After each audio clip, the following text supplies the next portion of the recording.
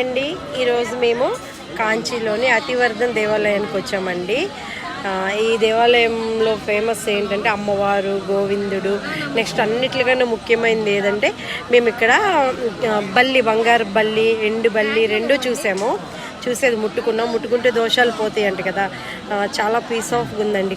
ఇదిగోండి ఇది out side అండి. మేము వెళ్ళి దర్శనం చేసేసుకొని వచ్చి బయట ఇదిగోండి మేము తింటున్నాము. ఇదేది ఇదిగోండి మా బుడ్డది, ఇదిగోండి ఇంకో బుడ్డది. చెప్పు చెప్పమ్మా, నువ్వు చెప్పు చెప్పు.